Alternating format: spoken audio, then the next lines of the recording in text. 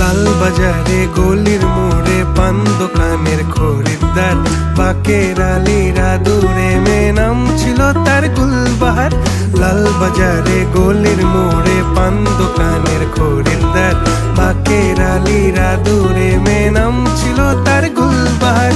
নাম ছিল তার গুলবাহার, দেখতে ভারী চমৎকার, তুলনা যে হয় না তার হোসনে আরা গুলবাহার।